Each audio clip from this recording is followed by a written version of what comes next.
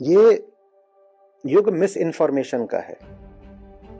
जिसको आपने information explosion बोला या इंफॉर्मेशन एज बोला, वो वास्तव में मिस इन्फॉर्मेशन एज है और फिर डिस इन्फॉर्मेशन एज है।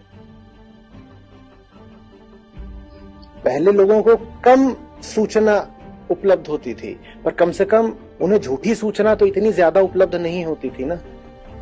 अब हर आदमी के पास सूचना ही सूचना है, जिसमें से 99% सूचना बिल्कुल झूठी है।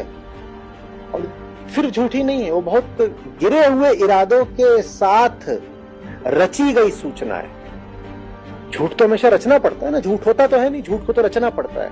वो जो झूठी सूचना आप तक पहुंचती है, वो बहुत खुराफाती लोगों द्वारा बहुत सावधानी से रची जाती है, फिर आप तक भेजी जाती है। तो आज तो जो धर्म युद्ध है वो वास्तव में प्रचार युद्ध है। आज का कुरुक्षेत्र प्रचार क्षेत्र है। जो प्रचार को जीत लेगा वो तय करेगा कि धर्म बचता है कि अधर्म, मानवता या पशुता। लोग समझते नहीं है, कहते हैं कि आपकी संस्था इतना प्रचार क्यों करती है। ये जो बातचीत हुई इसके बाद कुछ समझ में आ रहा है, संस्था के लिए प्रचार करना जरूरी क्यों है। संस्था सारा काम प्रचार के लिए ही कर रही है। सत्य का आविष्कार तो होगा नहीं,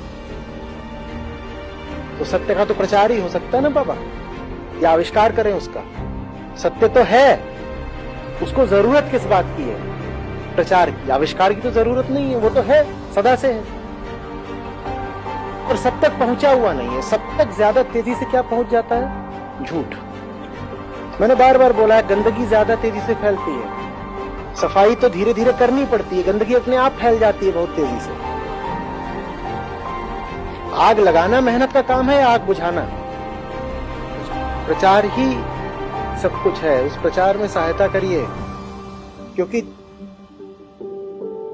आप सहायता नहीं करेंगे तो हम प्रचार नहीं करेंगे। पर जो झूठ फैला रहे हैं उनका प्रचार नहीं रुक रहा, हमारा तो रुक जाएगा, उनका तो लेकिन दिन दुना रात चौगुना बढ़ रहा है ना। और प्रचार करने वाली ताकतें, झूठा प्रचार करने वाली ताकतें आप जानती हो कितनी बड़ी बड़ी हैं, हर दिशा में। जितनी बातें आप जान रहे हो, सीख रहे हो, उसको जान लगा करके दूसरों तक पहुंचाओ। जी, ये लड़ाई है, तगड़ी लड़ाई है और पूरी पृथ्वी के भविष्य की लड़ाई है। इसमें हल्के नहीं पड़ सकते।